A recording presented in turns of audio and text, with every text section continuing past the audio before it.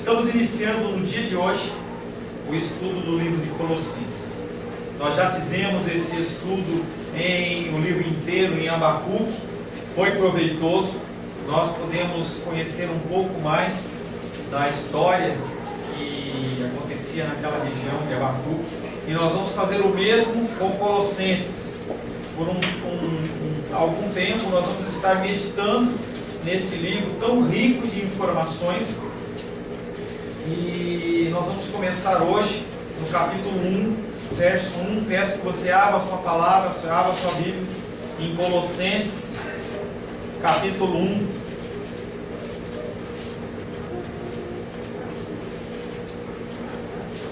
Colossenses capítulo 1, verso 1. Nós vamos ler do verso 1 ao verso 12. Algumas pessoas perguntam: por que ler tanto texto? Por que ler tantas vezes o mesmo texto? Se tem algo que tem que ficar gravado nos nossos corações, é a palavra de Deus. É a palavra de Deus que faz a diferença. Minhas colocações, as minhas frases ajudam no teu entendimento, mas o que tem que ficar gravado no teu coração é a palavra de Deus. Colossenses capítulo 1, versos de 1 a 12. Assim diz a palavra de Deus: Paulo, apóstolo de Cristo Jesus, por vontade de Deus, e o irmão Timóteo, aos santos e fiéis irmãos em Cristo que se encontram em Colossos, graça e paz a vós outros, da parte de Deus, nosso Pai.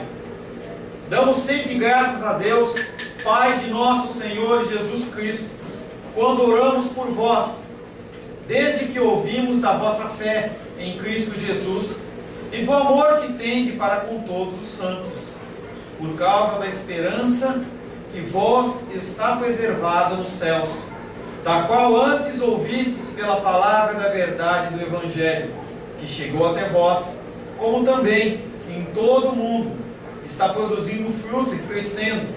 Tal acontece entre vós, desde o dia em que ouvistes e entendestes a graça de Deus na verdade, segundo fostes instruídos por Epáfras, nosso amado conservo, e, quanto a vós outros, fiel ministro de Cristo, o qual também nos relatou do vosso amor no Espírito.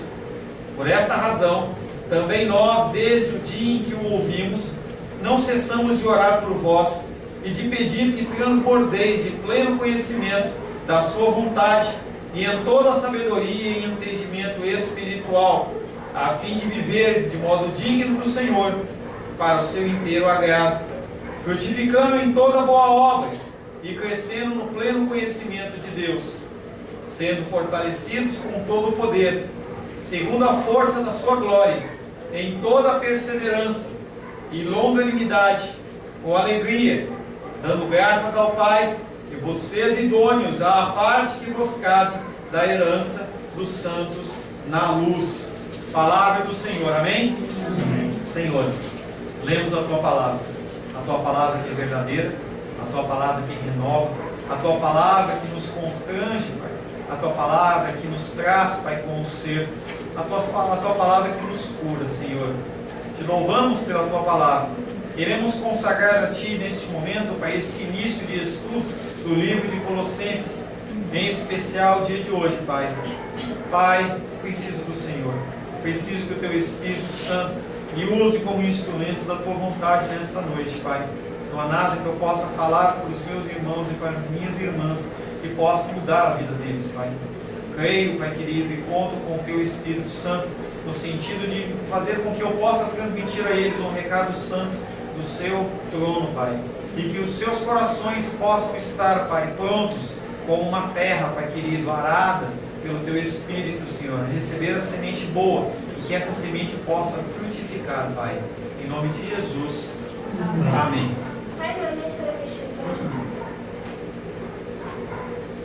Epístola do apóstolo Paulo aos Colossenses. O que é uma epístola? Você já parou para se perguntar o que é uma epístola? Grande parte do Novo Testamento ele é composto por correspondências entre líderes e pessoas ou comunidades. Em especial o apóstolo Paulo apóstolo Pedro, apóstolo João e apóstolo Tiago. Elas eram dirigidas ou comunidades ou pessoas específicas. E elas eram dirigidas espalhadas por todo o Império Romano, que era quem governava, quem reinava naquela época. Como devem ser chamadas essas correspondências? Cartas ou epístolas? Tem diferença? Tem diferença. Qual a diferença dos dois tipos de correspondência? Primeiro, hoje, com o advento da internet, das redes sociais, WhatsApp e Messenger e toda uma série de ferramentas, a gente não escreve mais carta. Hoje se tem a facilidade do telefone, a facilidade do celular, mas até um tempo atrás se escreviam cartas. E quando a pessoa queria escrever uma carta para alguém, era uma carta específica. Você não escrevia carta para uma família. Você podia manda um beijo para alguém, manda um abraço para fulano, manda dizer que eu estou com saudade. Mas a base da carta era uma comunicação pessoal daquele que emitia para aquele que recebia. Era uma coisa pessoal, não era uma coisa que era aberta para uma comunidade. Exemplo, carta do apóstolo Paulo para Filemon, carta do apóstolo carta do apóstolo Paulo para Filemon, carta do apóstolo Paulo para Tito, carta do apóstolo Paulo para Timóteo. Mas pastor, quando eu olho na minha Bíblia está escrito epístola em tudo. Está errado. Ali era uma carta que foi escrita do apóstolo Paulo, por exemplo, quando ele escreve para Timóteo, ele não está escrevendo para a igreja de Timóteo, que é a igreja de Éfeso. Ele está escrevendo especificamente para Timóteo. E não está chamando a atenção da igreja, está chamando a atenção do pastor. O pastor Timóteo, ele estava naquela congregação, ele tinha uma série de dificuldades, e ele começou a amolecer. As pessoas elas começaram a não ir para a igreja, as pessoas começaram a pedir que ele pregasse outras coisas que não a palavra de Deus, e ele começou a amolecer. E o apóstolo Paulo escreve uma carta para ele repreendendo, falou: não, você tem que pregar a palavra, haja dessa maneira, haja dessa outra maneira. Então era uma coisa específica. É lógico que uma carta como essa, escrita pelo apóstolo Paulo, ela acaba sendo difundida para outras pessoas, como nós estudamos também nos dias de hoje. Mas o objetivo de uma carta é uma pessoa específica e um assunto específico. E no caso da epístola? A epístola ela já tem um caráter mais abrangente. O objetivo dela não é falar somente com o pastor. Por exemplo, a primeira epístola de Paulo a Corinto. A igreja de Corinto ela tinha sido fundada, ela tinha crescido, ela era próspera em número de pessoas, os dons superabundavam naquela igreja, a igreja tinha todos os dons, mas era uma bagunça.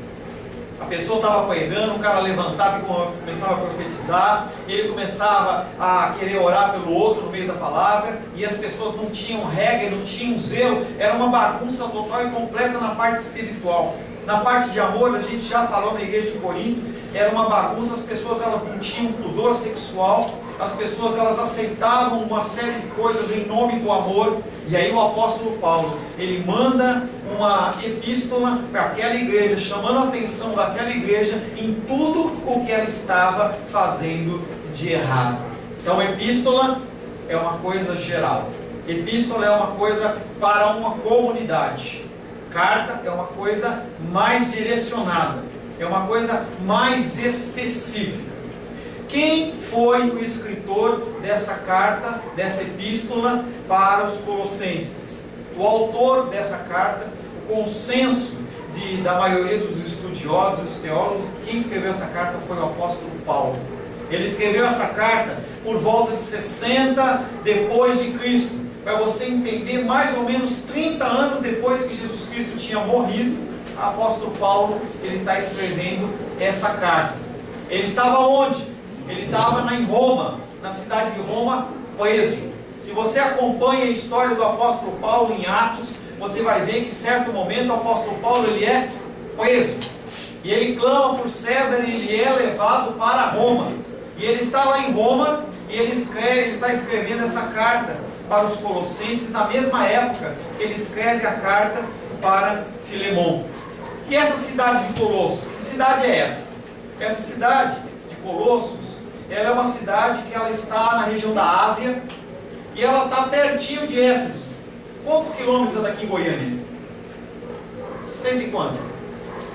150? 200?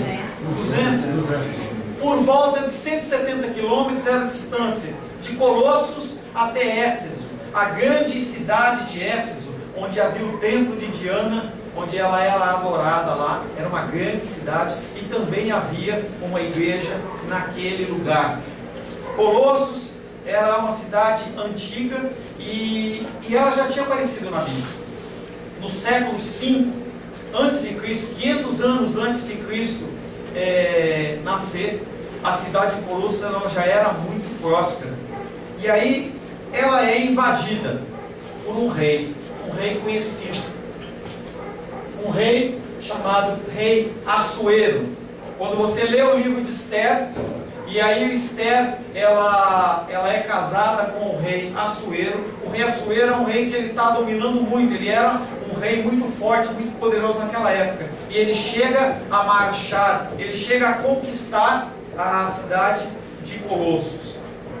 Colossos era uma cidade muito próspera, conforme eu falei. Ela tinha uma economia baseada em lã negra. Era uma lã muito difícil de você conseguir. Faziam-se roupas muito caras naquela região. Era Zé Paulino daquela época, 25 de março, onde vendia as roupas. Então lá, quando se falava em roupa, falava em Colossos. Em Colossos eles tinham a produção de lãs negras e também produziam tintas. Naquele tempo não dava para ir na Leroy, né, Sebastião? Hoje a gente quer uma tinta, a gente vai lá na Leroy, a gente pega uma tinta, se a gente não gostou da tinta, a gente mistura a tinta, mas lá não, era um trabalho totalmente artesanal. E a cidade de Colossos ela era especialista em produção de lã negra e de tintas. Mas aí aconteceu uma coisa. Ela que estava no meio das estradas, de umas estradas principais de Roma, porque Roma ela tinha o seguinte política: eu tenho que ligar as cidades, porque quanto mais eu construir cidades entre as estradas entre as cidades, eu vou poder controlar melhor, eu vou poder expandir o meu império, eu vou poder mandar as minhas tropas. E Colossos ela estava situada perto de uma rua principal. Ela era muito conhecida, estava numa rua principal. Mas aí o governo romano decidiu mudar a rota. Ele tirou aquela estrada que passava ali em Colossos e mudou para uma região da igreja de Laodiceia. Laodiceia também fabricava lãs negras. Ela tinha um centro oftalmológico, ela cuidava da vista, era muito conhecido. Se você tinha problema de vista, você ia em Laodiceia. E lá também eles extraíam ouro refinado, ouro fino. Apocalipse fala de Laodiceia. Pois dizes, Apocalipse 3,17, pois dizes, estou rico e abastado, não preciso de coisa alguma, e nem sabes que tu és infeliz, sim, miserável. E aí o Senhor ele dá o recado: você é pobre, mesmo produzindo muito ouro. Você é cego, mesmo tendo um centro oftalmológico importante. E você é nu, mesmo que você fabrique as melhores roupas da época e da região. Essa estrada também passava perto de uma cidade que chamava Hierápolis, que ela era muito conhecida pelas suas fontes termais, Caldas Novas da Ásia. As pessoas iam lá se banhar. Conhecido um pouquinho da história da epístola, conhecido um pouco da história de Colossos, nós vamos entrar no texto. Colossenses capítulo 1, verso 1. Paulo, apóstolo de Cristo Jesus, pela vontade de Deus, e o irmão Timóteo. Paulo, apóstolo de Cristo Jesus. Por que ele se identifica como apóstolo? Primeiro motivo: apóstolo Paulo nunca foi naquela cidade. Quem fundou aquela igreja não foi o apóstolo Paulo. Quem fundou, a gente vai ver depois, é um pastor chamado Epáfras. E talvez dentro de uma pregação lá em Éfeso ainda, ele se converte e aí ele vai para aquela igreja e ele abre uma igreja lá, comissionado pelo apóstolo Paulo. Ele vai lá e cria aquela igreja. E E o apóstolo Paulo não era conhecido, era uma pessoa que era conhecido apenas de ouvir falar. O seu nome pessoal, por si só, não era suficiente. Ele mandava uma correspondência e só o nome dele não fazia nenhuma diferença. E aí ele garante, dentro da entrada, da abertura dessa epístola, que ele é um apóstolo. Mas não é um apóstolo qualquer, é um apóstolo separado pela vontade de Jesus. Se você ler o livro de Filipenses, você vai ver que a coisa é diferente com Filipenses. Lá o apóstolo Paulo, ele passou, o apóstolo Paulo, ele pregou, ele estava sempre por lá. O apóstolo Paulo, em Filipenses 1:1, diz: Paulo e Timóteo, a abertura da carta dele, como é diferente. Na carta para os Colossenses ele abre mostrando a sua patente de apóstolo. Na carta para os Filipenses ele abre Paulo. É simplesmente Paulo e Timóteo, servos de Cristo Jesus, a todos os santos em Cristo Jesus, inclusive bispos e diáconos que vivem em Filipos. Paulo procede esse tipo de introdução, dizendo que ele é o apóstolo em quase todas as epístolas e cartas que ele escreve. E aí tem um pequeno detalhe. Por que ele se identifica também em Corinto? Corinto era uma cidade que eles conheciam o apóstolo Paulo. Naquela época, quando Jesus Cristo morre e ressuscita, muitas pessoas começaram a escrever sobre Cristo. As pessoas, elas queriam se fazer conhecidas. E elas queriam se fazer ouvidas. E aí elas começaram a escrever coisas sobre Jesus que não eram verdade, mas eles queriam que as pessoas ouvissem. Um exemplo disso é o Evangelho de Tomé, que não é bíblico, é um livro apócrifo que foi escrito depois, entendeu? E ele traz uma série de ensinamentos errados, mas que Tomé, que não era apóstolo, não era o apóstolo Tomé, ele quer que as pessoas o ouçam. Então o que ele faz? Ele fala: eu sou um apóstolo. Então o apóstolo Paulo, ele tinha que se identificar como um apóstolo, ele mostrar que ele não era como aqueles homens. Ele era uma pessoa diferente, e ele era uma pessoa que era comissionada pelo Senhor. Ele, apóstolo Paulo, ele não estava unido apenas a uma igreja. Hoje a gente tem pastores de igrejas, e aí às vezes o pastor ele quer pregar uma outra igreja em outro lugar, ele não pode. O apóstolo Paulo ele era diferente, ele não era comissionado apenas a uma igreja, não era comissionado apenas a uma região, mas pela vontade de Deus, ele tinha autoridade sobre todas as regiões, todas as igrejas em que se pregava o Evangelho. O título apóstolo implica que ele proclama uma pura doutrina do Evangelho, ele não fala qualquer coisa. Ele não fala coisas do seu coração, ele não fala coisas da sua vontade, mas ele fala tudo o que o Senhor quer que ele fale. O ministro do Evangelho, ele deve ser chamado e ser fiel. Ele não pode simplesmente se auto-ungir. E a gente vê bastante isso hoje. A pessoa está numa igreja, ela não está satisfeita, ela aluga um salãozinho e ela abre a sua própria igreja. E aí ela escolhe o título que ela quer. Ela quer ser pastor, ela quer ser evangelista, profeta, mestre. Ela escolhe dentro do hall de títulos o título do que ela quer. Ele, além de ser chamado, ele também deve cumprir deveres do seu ofício. Deus não chama pessoas para servir a Ele, para ficar mudos, para ficar pessoas sem falar a verdade, sem falar o que é que Deus quer. E as pessoas, elas têm se pervertido, infelizmente. A gente vê muitas igrejas em que as pessoas falam, os pastores falam o que os membros querem ouvir. Se a pessoa dá um bom dízimo, ela tem direito, inclusive, a opinar no que o pastor vai falar. Mas quando você vem à casa de Deus, você vem não para ouvir um discurso, você vem para ouvir a ordem, o comando, a palavra, a orientação do Senhor.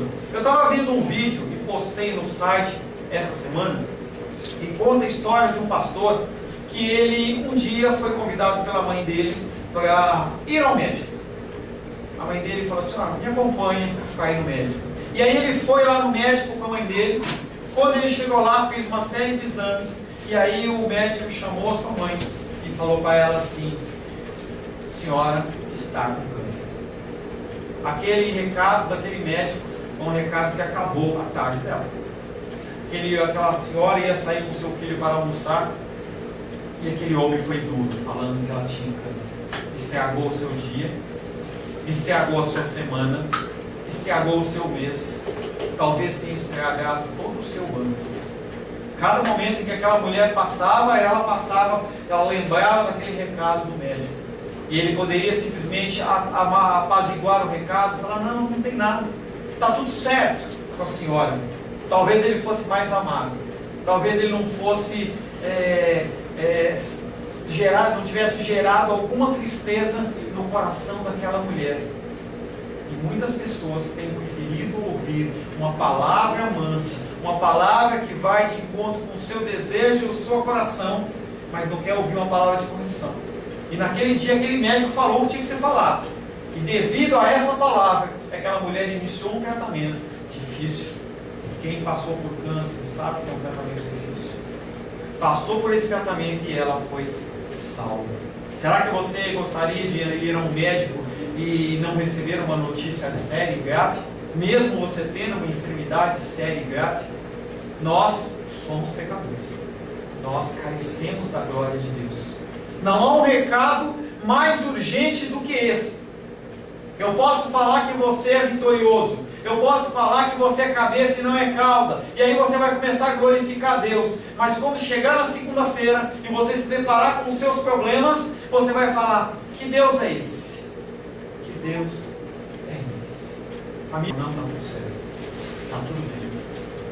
Será que você quer ouvir a palavra doce, depois você tem que pagar um preço maior lá na frente? Ou você quer ser confrontado com o que você está passando, com o que você está falando, com o que você está agindo, para você ter tempo de se corrigir? O apóstolo Paulo, ele não tinha papas na língua, ele falava o que precisava ser falado. E esse homem, como apóstolo, ele tinha a autoridade, uma autoridade que tinha vindo não de outros homens, não de um conselho de apóstolos, não de um grupo de pastores, mas do próprio Deus. Todos nós temos um certo tipo de autoridade. Temos autoridade sobre os nossos filhos, temos autoridade sobre os nossos funcionários, sobre a nossa faxineira. Eu, como pastor, eu tenho um certo grau de autoridade sobre vocês, como membros do nosso grupo. Eu tenho autoridade sobre a vida da Rosângela, sobre a vida da Luísa. Nós temos uma certa autoridade, mas essa autoridade ela não vem do homem. Não adianta você querer impor uma autoridade que ela não é aceita. Ela não é aceita. Uma simples unção com óleo sobre a minha cabeça, como pastor, sem o chamado verdadeiro de Deus, não diz nada. Óleo é o mesmo óleo que você frita um ovo. Que é isso, pastor? É um óleo ungido? Não é o mesmo óleo. Não faz diferença, é apenas um símbolo. A unção ela está na pessoa, transmitida por Deus, não através de um símbolo. Há o símbolo? Sim, há o símbolo. Tem a necessidade? Sim, porque é comandado na palavra. Mas não é isso que vai fazer a diferença. Um simples derramar de óleo sobre a cabeça de qualquer um aqui de vocês, se não houver o chamado verdadeiro de Deus, não vai fazer diferença nenhuma. Sem a unção de Deus, a única opção de você controlar um grupo é a violência. Violência física, muitas vezes maridos oprimem as suas esposas com violência física. Pastores oprimem as suas ovelhas com violência física. Recados de pastores: olha, se você for embora da minha igreja, você vai voltar gemendo, você vai perder tudo. Como se fosse fazer alguma diferença. Mas a pessoa olha para aquela liderança falando aquilo e ele se sente oprimido, se sente com medo. Se você não vier na reunião de oração, você vai ficar doente. As pessoas falam isso, gente. Se você andar pelas igrejas aí fora, você vê isso. A pessoa não tem a unção de Deus, não tem a autoridade derramada de Deus, e ela usa de violência. Por que eu falei em especial maridos e mulheres, pastores e ovelhas? Porque a autoridade do homem, a autoridade minha sobre a minha casa, do Sebastião sobre a casa dele, do irmão Cláudio sobre a casa dele, é uma autoridade que proveio de Deus. E nós temos que exercer essa autoridade com sabedoria. Você tem exercido a autoridade de Deus? Deus tem comissionado sobre a sua vida com sabedoria? Será que você tem exercido essa sabedoria, essa autoridade com sabedoria? Você tem feito o correto? Você tem ensinado os seus filhos? Você tem ensinado os seus netos? Você tem cuidado da tua faxineira, do teu funcionário, das pessoas que te cercam, das pessoas que você tem algum certo grau de autoridade? Você tem exercido com sabedoria? Porque tanto você não exercer, como você exercer errado, é uma afronta, é um pecado a Deus. Deus que é o autor de toda a autoridade. Nós temos em tempos de eleição, a gente não sabe quem vai ser eleito.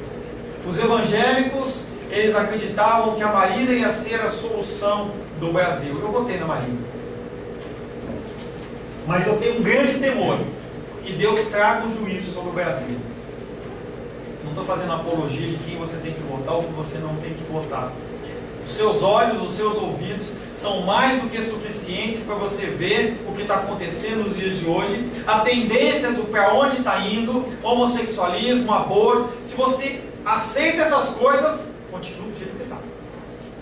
Mas eu tenho temor que o Senhor vai executar um juízo. A igreja brasileira, ela tem que ser sacudida. Vai ter que ter um apedreiramento. Aquele peneiramento, a pessoa vai ter que ser peneirada para, vamos ver, você é cristão mesmo? Porque as pessoas se dizem cristãos, estão na igreja e vivem a vida do jeito que elas querem. Não exercem a autoridade que Deus lhes dá com sabedoria. Paulo, apóstolo de Cristo, pela vontade de Deus. O apóstolo agradece. Ele agradece porque, como nós temos uma dívida impagável com Deus. Não tem nada que você possa fazer para Deus que pague a sua salvação. Não tem nada. Você pode ajudar os doentes, você pode ser uma pessoa como a Madre Teresa de Calcutá, que dedicou a sua vida inteira aos pobres, não tinha nada. Você pode fazer isso. Você não vai pagar a sua salvação. Você pode dar todo o seu dinheiro aos pobres. Você pode entregar o seu corpo para ser queimado, como a carta do apóstolo Paulo diz. Você pode fazer uma série de coisas. Nada vai pagar a sua salvação. O apóstolo Paulo sabia disso. E ele agradecia também pelo seu apostolado. Ele sabia que ele estava numa posição, o apóstolo Paulo, em que ele ia para o inferno. O apóstolo Paulo, ele era uma pessoa que tinha cartas para matar cristãos. O apóstolo Paulo era uma pessoa que perseguia aqueles que eram servos do Senhor. E com um ato de graça e misericórdia, o Senhor o toca, o chama para um lugar de preeminência, para um lugar a palavra, um lugar em que as pessoas olham para ele como uma pessoa importante. Ele tem uma vocação, mas essa vocação não é uma vocação que provém dele mesmo, é uma vocação que provém de Deus. João 15,16 diz: não fostes vós que me escolhestes a mim, pelo contrário, eu vos escolhi a vós outros. Você ainda acha que você escolheu a Cristo? Ele está dizendo que quem escolheu não foi você. Você não tem possibilidade, você não tem capacitação, você está imerso na sua vontade, no seu querer, você não tem condições, mas Deus, pela sua graça e pela sua misericórdia, conforme João 15,16, ele diz: eu te escolhi. Ele olha e fala assim: eu te escolhi. O mundo olha e fala assim: não, você não é tão inteligente assim, você não é tão gordinho assim, você não é tão magrinho assim, você não é tão baixinho. Coloca uma série de especificações, mas Deus não está nem aí para isso. Ele olha, ele decide, ele escolhe e fala: você é meu. Glória a Deus por isso. Entretanto, Paulo, ao mesmo tempo, dá a entender que todos aqueles que falam mal do seu ministério, que tentam de alguma maneira minar aquele ministério, estão andando num campo minado. Ele não está preocupado com o título dele de ser apóstolo ou não ser apóstolo. Tanto que em Filipenses, conforme nós lemos, ele não se identifica como apóstolo. O apóstolo Paulo devia ser um cara muito simples. Ele fabricava tendas. Ele não estava preocupado com ostentação. Ele poderia ser um fariseu dos fariseus. Ele poderia estar até no sinédrio. Mas ele abre mão de tudo para servir ao Senhor. Ele não estava preocupado com o seu apostolado, mas ele estava preocupado com o que ele estava falando. Será que as pessoas iriam dar a importância para eles? Será que as pessoas iam dar a importância para aquilo que ele estava falando? Então ele defendia o apostolado dele em relação a isso. Gente, não se preocupem com o meu título, mas entendam que eu, como apóstolo, falo a palavra pura de Deus, a palavra santa de Deus. E ele chama a atenção daquelas pessoas: eu não estou falando de mim mesmo, eu estou falando em nome de Deus. Atos capítulo 5, 38 e 39 diz: agora vos digo, Dai de mão a esses homens, deixai-os, porque se este conselho ou esta obra vem de homens, perecerá. Mas se é de Deus, não poderei destruí-los, para que não sejais porventura sendo achados lutando contra Deus. Uma passagem conhecida em que no início da igreja primitiva os apóstolos estão pregando o evangelho, milagres já tinham ocorrido, e aí o que acontece? Os sacerdotes, eles vão para cima daqueles apóstolos, prendem ele e falam assim: se vocês não pararem de falar, nós vamos matar vocês. E forçando eles: para de falar de Cristo, para de falar do amor de Cristo, para com isso. E aí Gamaliel, que era uma pessoa importante ali, ele se levanta e fala: gente, cuidado, cuidado, porque tem muita gente pregando aí, falando que é de Jesus, mas começa a falar, daqui a pouquinho acontece alguma coisa, um morre, acontece um atentado, o povo cansa de ouvir. Mas se esses homens estiverem falando algo que vem de Deus, e vocês colocarem a mão neles, pode ser que vocês sejam encontrados contendendo não contra homens, mas sim contra o próprio Deus. E aí eles concordaram e deixaram aqueles homens tranquilos. Paulo aqui não está preocupado com o título dele, mas ele está preocupado com o que está sendo falado. Tanto eu como você, nós fomos escolhidos por Deus com um propósito especial.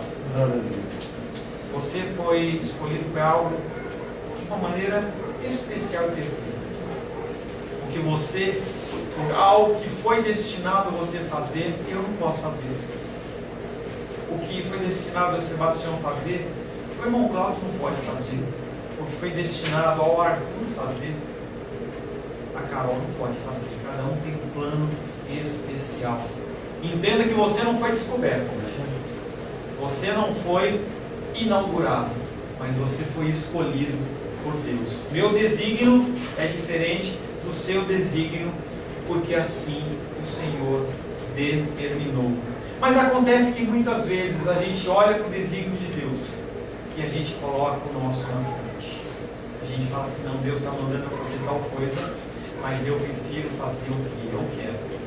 Deus, Ele fala, vai fazer tal coisa, e você fala assim: não, eu vou fazer o que eu quero. E aí o Senhor fala em Mateus 6,33: buscai em primeiro lugar o seu reino e a sua justiça, e todas essas coisas vos serão acrescentadas. O Senhor, Ele nos exorta que nós não temos que nos preocupar com as coisas do mundo. Pastor, então eu vou parar e não vou fazer mais nada. Não é isso que eu estou falando. Você continua trabalhando, você continua cuidando dos seus, faça a sua parte, e o resto quem faz é Deus. Nós temos o nosso grupo, a gente não sabe o que vai acontecer. Eu tenho falado isso. Eu falava hoje agorinha com a Rosângela. A Rosângela falou assim: o problema é que a gente não sabe qual é a vontade de Deus. Talvez a gente anda tateando no escuro, a gente vê alguns flashes de luz, mas o Senhor, Ele fala no meu coração que eu tenho que fazer como pastor não é ir buscar pessoas, falar do amor de Deus, sim. O objetivo de Deus, o plano de Deus para mim neste momento é ler a palavra, explicar a palavra e exortar com a palavra. O resto é com o Senhor. Então, quando a gente busca o reino de Deus, a gente busca primeiro a vontade do Senhor, a gente busca se submeter à vontade de Deus. O Senhor, Ele olha para nós e concede aquilo que é não necessariamente da nossa vontade, mas sim para cumprir os seus desígnios. A voz de Deus, ela é inconfundível. Ela é relacionada com a voz de muitas águas, a voz de trovão. No Sinai, aquela voz era tão forte e tão poderosa que o Sinai, ele ficava como fogo derretendo. Mas acontece que às vezes a gente está tão longe do Senhor, a gente está ouvindo tão mal, a gente lê tão pouco a palavra, e a gente acaba se dedicando mais a ouvir pessoas que falam de Deus do que você ouvir o próprio Deus. Às vezes você ouve um recado de pessoas que são intérpretes de Deus, e para aquele momento pode até ser uma pessoa de Deus, pode até ser uma pessoa que é separada pelo Senhor, mas naquele momento ele deixou dar vazão à carne dele, e ele vai e fala algo para você que muda toda a sua vida. E você prefere acreditar naquela pessoa, você não vai a Deus, e aí você toma decisões erradas. Você toma decisões que não foram Deus que mandou. E quando você faz isso, você gera tristeza e dor para sua vida. Mas há uma saída. Glória a Deus por isso. Caminhos tortuosos, caminhos errados que nós entramos, há sempre uma saída. Saída esta que foi aberta pelo sangue do Cordeiro.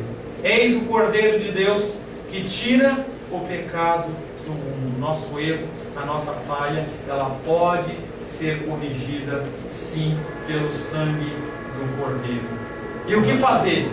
Nós devemos retornar onde caímos. Não tem o que fazer. Não tem como você pegar um atalho e você continuar caminhando. Não, você tem que voltar lá atrás onde você errou, lá atrás onde você decidiu errado, e você tem que se corrigir. Você tem que retornar onde você caiu, você tem que se arrepender, você tem que converter o seu coração, sempre olhando para a cruz, porque senão você vai achar que o caminho é difícil, senão você vai achar que o caminho é difícil, que você não consegue, que ele é muito espinhoso, e você vai desfalecendo e você cansa. Apocalipse capítulo 2, verso 4 e 5 diz: tenho porém contra ti que abandonaste o teu primeiro amor. Lembra-te, pois, de onde caíste. Arrepende-te e volta à prática das primeiras obras. Se não fizer, eu venho a ti e moverei do seu lugar o teu candeeiro, caso não te arrependas.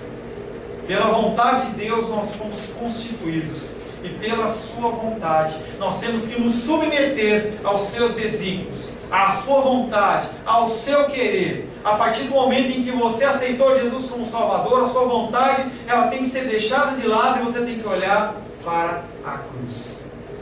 Você abandonou o primeiro amor? Como está o teu amor com Cristo? Você já não ora como você orava?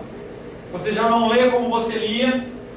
Você já não busca mais a face do Senhor como você buscava? Você tomou caminhos que não refletem a vontade de Deus para a sua vida? Você tem ouvido com dificuldade a voz do Senhor? O meu conselho para você, como teu pastor, como teu amigo, é que você pare de lutar segundo a tua força, segundo a tua vontade, e se entregue nas mãos do Senhor dos Senhores. Paulo, apóstolo de Cristo Jesus, pela vontade de Deus, e o irmão Timóteo. E aí nessa introdução, o apóstolo Paulo fala de uma pessoa que andava com ele, Timóteo. Timóteo, ele era companheiro do apóstolo Paulo. Ele andava com Paulo aprendendo. Depois, passado 2 anos apenas depois de escrever essa carta, ele foi colocado como pastor da igreja de Éfeso, uma igreja grande. E ele não foi pastorar por 1 ano, 2 anos, ele foi pastorar por 15 anos. Timóteo, ele pacientemente, ele acompanhou Paulo nas suas viagens. Ele passou fome, ele passou sede, ele foi humilhado. Quando o apóstolo Paulo, ele passava por alguma dificuldade, aquele Timóteo também passava por essa dificuldade. Mas em tudo ele se manteve fiel. Você tem se mantido fiel? Você tem aguardado o cumprimento da vontade do Senhor na sua vida? Ou você tem feito como Abraão, tentado dar um jeitinho com Ismael? A palavra de Deus é rica em pessoas que sabem esperar, pessoas que sabem aguardar, pessoas que sabem esperar e pessoas que sabem aguardar. Um exemplo nós temos em Ruth, capítulo 1, verso 16. Disse, porém, Ruth: não me instes, para que te deixe e me obrigue a não seguir-te, porque onde quer que fores, irei eu, onde quer que pousares, ali pousarei. O teu povo é o meu povo e o teu Deus é o meu Deus.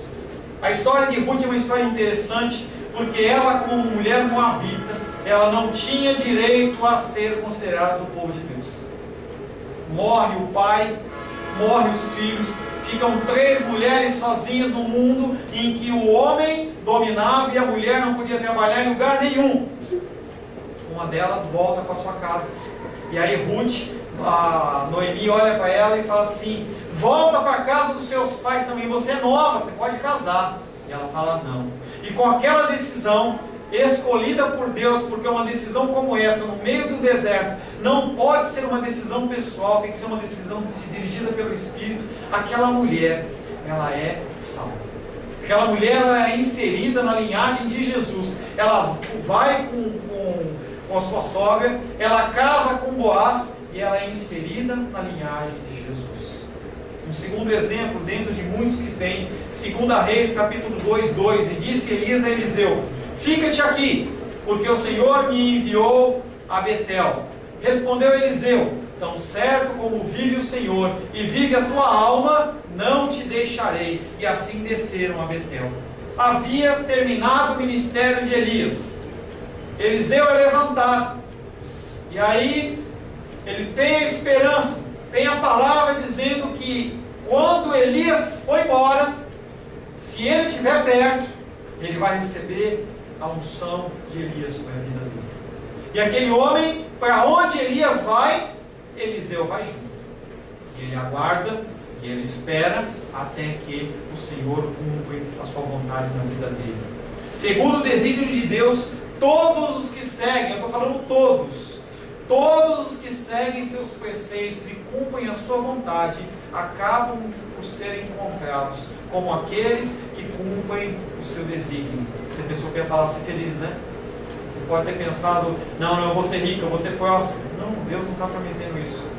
Quando você cumpre o propósito de Deus, quando você cumpre o desígnio de Deus, você é feliz. Mas você é feliz porque você vive em Cristo. Você é uma nova criatura. Você não tem mais a sua vontade, é a vontade de Deus. Nós somos felizes não em coisas. Nós somos felizes não em situações passageiras, mas sim felizes em Cristo. Você está tropeçando? Você está sucumbindo perante as lutas? Você não enxerga mais os caminhos do Senhor por causa dessa fumaça que te envolve? Filipenses 1,6 diz: estou plenamente certo de que aquele que começou a boa obra em vós há de completá-la até o dia de Cristo Jesus. Segue firme, segue forte, não para de marchar, continua caminhando. Mesmo que Deus não traga a honra que você espera, você vai ser encontrado. Se você cumprir os propósitos do Senhor, você ouvir os seus mandamentos, você vai ser encontrado como um filho bom e fiel. E a gente falava hoje pela manhã, não há coisa mais importante do que você estar dentro da vontade do Senhor. Colossenses capítulo 1, verso 2. Tudo isso que nós falamos foi só Colossenses 1:1. Colossenses 1:2. Aos santos de Colossos, irmãos fiéis em Cristo, a vós graça e paz da parte de Deus, nosso Pai. Aos santos de Colossos, irmãos fiéis em Cristo. Santo e fiel é uma característica de Deus, não é uma característica do homem. Nas Escrituras, eu já falei isso, mas eu gosto sempre de falar, eu acho muito legal. Nas Escrituras você não encontra dizendo que Deus é justo, justo, justo, que Ele é misericordioso, misericordioso, misericordioso, que Ele é amor, amor, amor. Você não encontra esse tipo de coisa, mas você encontra que Ele é santo, santo, santo. Somos considerados santos. É uma coisa estranha, né? Nós, com o nosso jeito de ser, com nossas falhas, nossos pecados, o Senhor, Ele nos considera santos, santos em Cristo. Mas santos em que sentido? Santos no sentido de separados. Na época do tabernáculo, na época do templo de Salomão, havia utensílios, coisas que eram separadas para situações especiais, para propósitos especiais. É a mesma coisa para mim e para você.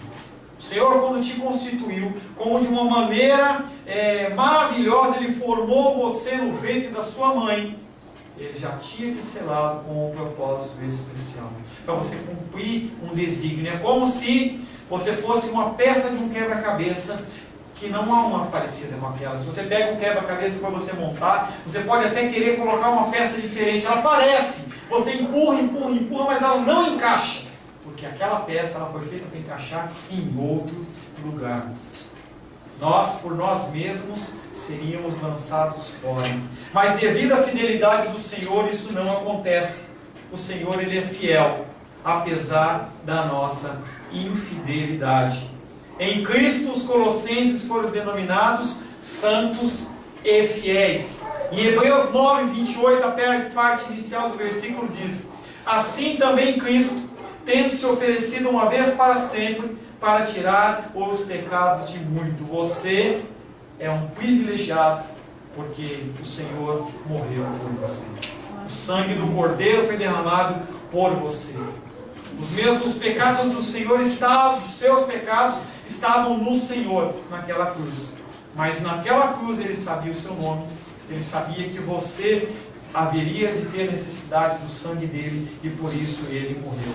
Santos e fiéis são termos de grande valor e tradição nas cartas de Paulo, porque identifica aqueles que são pertencentes ao Senhor, não pela sua escolha, mas pela escolha de Cristo. E aí eu pergunto, como é que a pessoa pode ser santo sem ser fiel? Como é que a pessoa pode ser fiel sem ser santo? Um não pode ser sem o outro. Até pode, mas se você fizer isso de uma maneira da sua carne, da sua força, e aí você vai gerar não santidade, mas você vai gerar religiosidade. Como que você é visto na sua casa? Como que você é visto no seu trabalho? Como que você é visto na sua escola? Como você é visto na sua vida? Nós somos chamados a ser sal da terra e luz do mundo. E se você não faz o seu papel, se você não cumpre o seu propósito, Mateus 5,13 diz: vós sois o sal da terra. Ora, se o sal vier a ser insípido, como lhe restaurar o sabor? Para nada mais presta, senão para ser lançado, para ser pisado pelos homens. Você sabia que o seu exemplo no mundo é o exemplo de Cristo? Quando as pessoas olham para você, elas têm que ver o reflexo de Cristo. Se você não está fazendo isso, se você não está sendo encontrado como reflexo de Cristo, você tem que voltar onde você caiu. Você tem que voltar ao primeiro amor. Você tem que descobrir o que está de errado, que as pessoas olham para você como mais um na multidão. Aos santos de Colossos, irmãos fiéis em Cristo, a vós graça e paz da parte de Deus, nosso Pai. Graça e paz é uma saudação conjunta. Quando entre os gregos e os judeus convertidos. Quando se queria falar com gregos, eles chamavam graça. Quando queria falar com os cristãos, com os judeus convertidos, falavam paz seja convosco. Então foi criada a cumprimento graça e paz. Por meio de Paulo, o Senhor, Ele salva os cristãos de Colossos. Quando Ele declara graça e paz, Ele não está falando algo que Ele não vive. Quando Ele declara graça e paz, Ele está falando de algo que está dentro do seu coração. Tiago 3,11 diz, 11:12, acaso pode a fonte jorrar do mesmo lugar o que é doce, o que é amargoso? Acaso, meus irmãos, pode a figueira produzir azeitonas ou a videira figos? Tampouco fonte de água salgada pode dar água doce. O que você tem emanado? Aleluia. O que você tem transmitido para o mundo? As pessoas que te cercam. O lugar onde Deus colocou você. Porque Deus Ele escolheu para você estar nessa família. Quando as pessoas te olham, eles veem uma pessoa amarga ou uma pessoa doce. Eles veem uma pessoa que é uma pessoa diferente ou uma pessoa mais uma na multidão.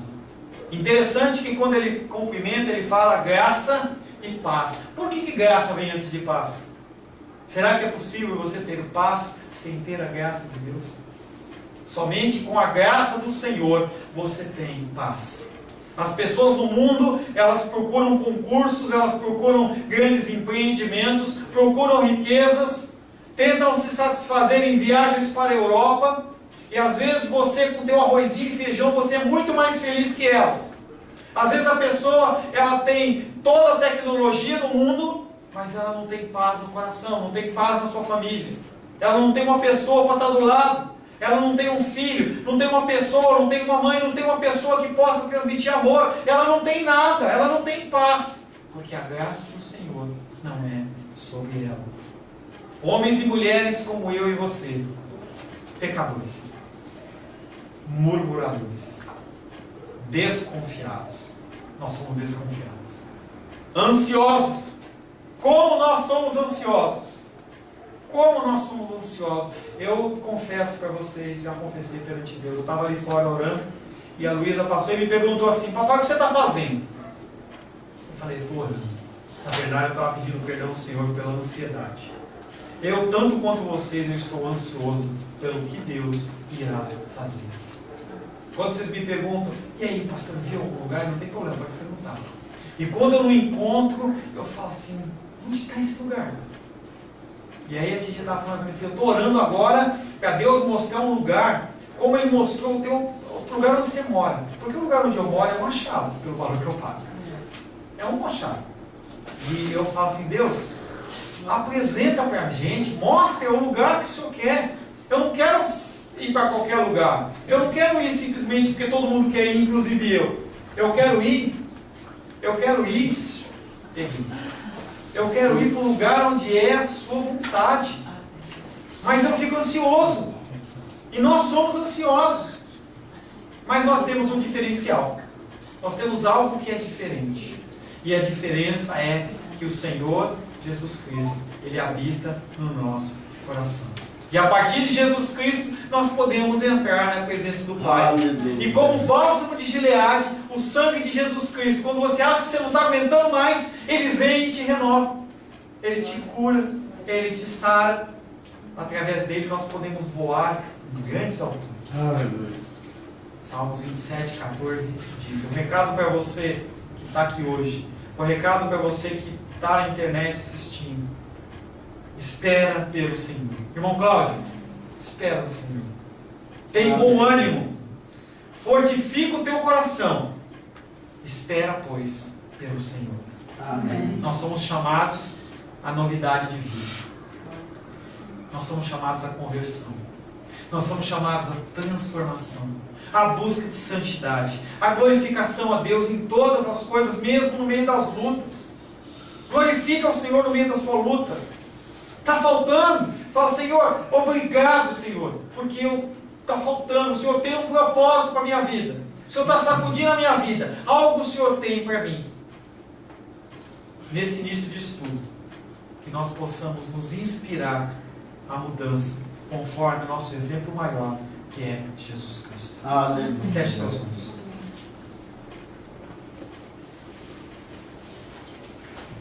Senhor Deus,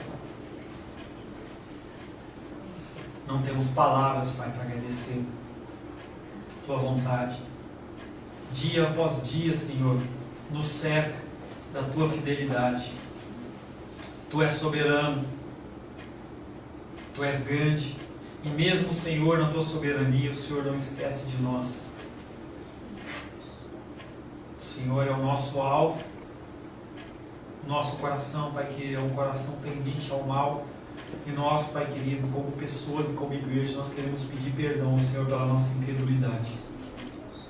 Nunca o Senhor nos deixou faltar nada, Pai. O Senhor nunca deixou faltar nada para a gente. E mesmo assim, nós desconfiamos do Senhor. Mas o Senhor, na imensidão do seu amor, o Senhor se revela, o Senhor nos cura, o Senhor nos trata. Podemos sentir a Tua presença nos envolvendo, o Teu abraço de amor. Podemos sentir, Pai querido, o Teu perfume em meio às lutas, em meio às dificuldades. Nós nada podemos fazer, Pai. Por isso nós nos submetemos a Ti, Pai. Queremos louvar, adorar e bendizer o Teu nome, Pai, também em meio a lutas e dificuldades. Queremos ser diferentes, Pai. Queremos ser diferencial, Pai querido, nos nossos trabalhos, nas nossas famílias, nos nossos locais de trabalho, aonde nós andarmos, Pai, nós possamos ter palavras doces, palavras de conforto, palavras de correção. Gere em nós, Pai querido, a ousadia, a intrepidez, Pai, de buscarmos viver conforme a Tua vontade, Deus. Senhor, sem o Senhor, nada podemos fazer. Te louvamos, Pai querido, por esse recado. Te louvamos pela palavra desta noite, Pai. Que ela possa ecoar nos nossos corações, Pai, e gerar transformação e mudança. Louvamos, adoramos o Seu santo nome, em nome de Jesus.